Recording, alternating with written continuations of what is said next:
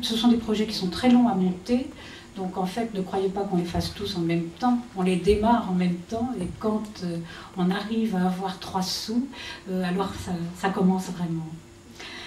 Ce que je voudrais rajouter aussi, c'est que chaque projet est singulier. Il n'y a pas de charte graphique, il n'y a qu'un format qui est le même. C'est-à-dire qu'à la fin, c'est une histoire de bibliothèque, tout ça, c'est une collection, ils ont le même format. Celui de Thierry dépasse un tout petit peu, c'était des raisons techniques de quelques millimètres, mais je ne crois pas qu'on s'en rende compte.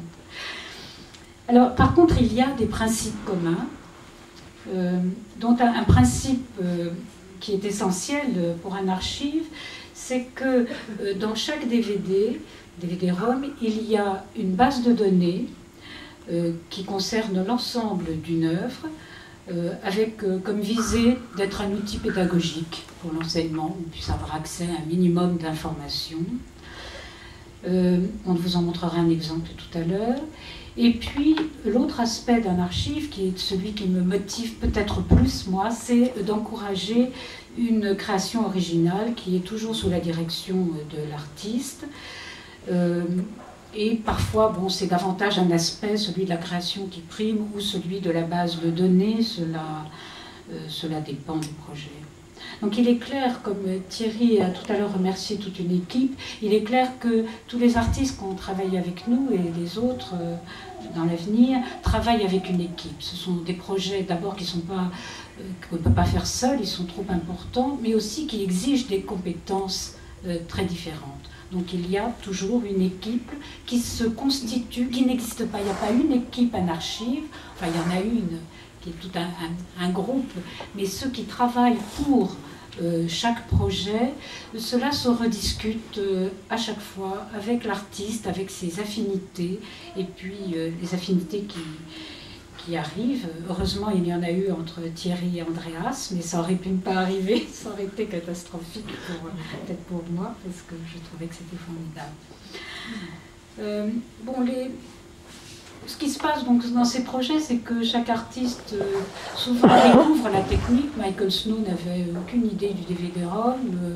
Muntadas, il connaissait un peu les bases de données, les ordinateurs évidemment, mais pas de là à avoir vraiment l'idée de ce qu'on pouvait faire avec. Quant à Thierry, je crois que tu pourras en parler peut-être, je sais pas, ça a été une découverte, quoi.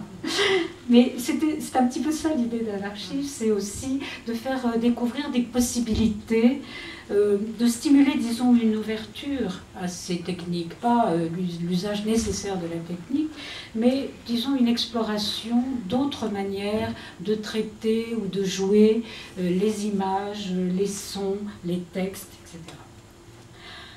Si j'en viens maintenant, tout de suite, à Title Ticket pour le projet pour lequel on est là, l'idée première est l'idée qui est restée jusqu'à la fin. C'était de jouer sur des questions de traces, sur des fragments d'images, sur des apparitions, des disparitions, sur des bouts de mémoire, de faire un parcours dans l'œuvre plein de simultanéité, d'enchevêtrement, etc. Et alors là, Andreas, comme l'a dit Thierry tout à l'heure, Andreas a trouvé le moyen, a trouvé comment concrétiser cette idée. Il va vous en parler dans quasiment une seconde maintenant. Dans la procédure, je voudrais simplement, après je me tais comme ça,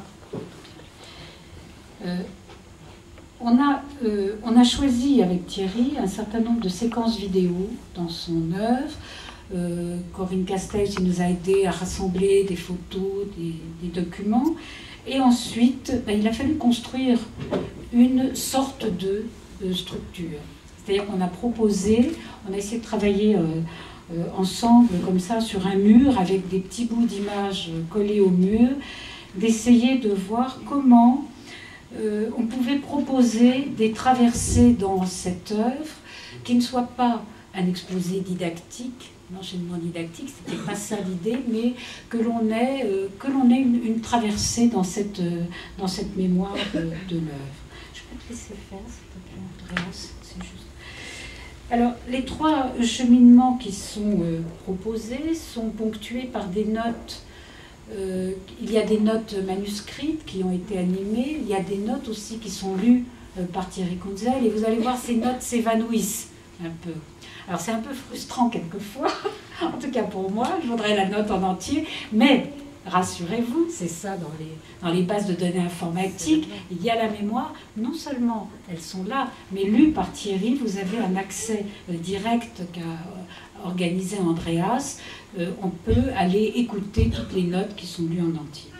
Donc ne vous inquiétez pas, si vous, c'est délibéré évidemment que ces notes s'effacent, que la voix s'efface peu à peu. Nous avons défini, ça s'est défini, le projet s'est regroupé comme ça, en 3 grands thèmes. Le corps, 3 grandes entrées, on a envie de dire. Thierry, tu m'arrêtes si tu veux dire quelque chose. Je sais pas, hein, parce que ça...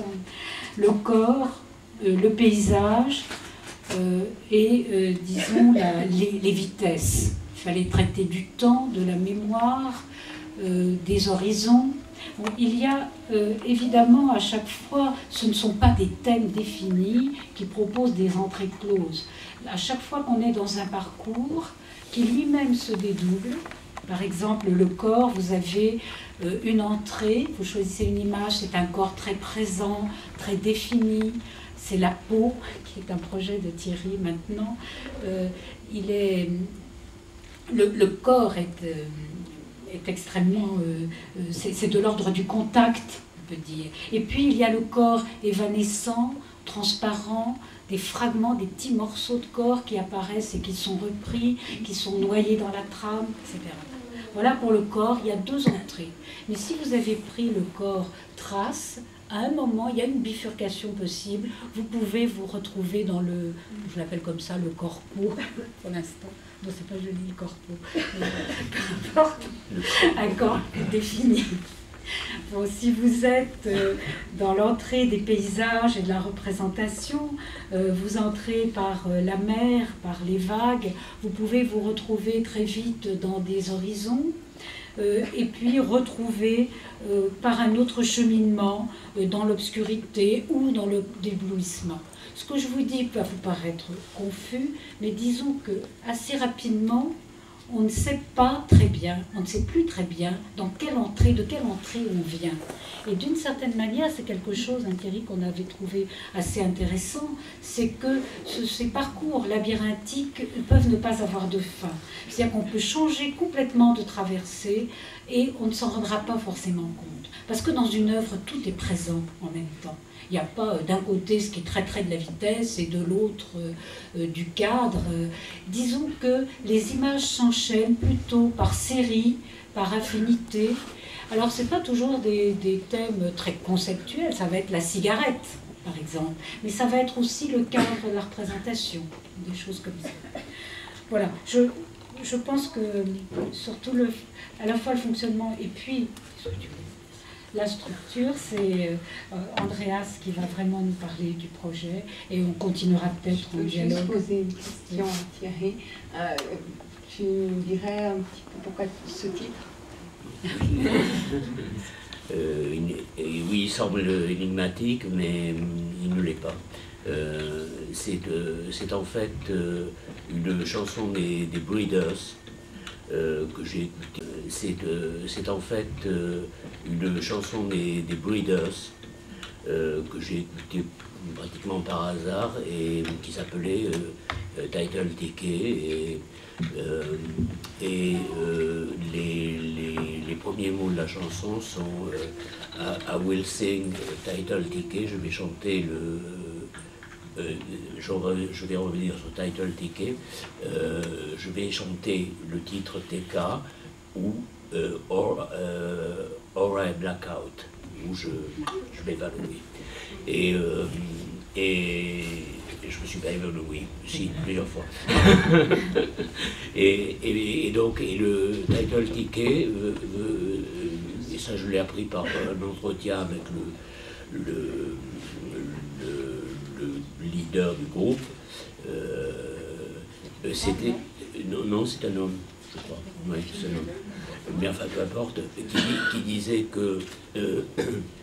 qu'était pratiqué dans la presse aux États-Unis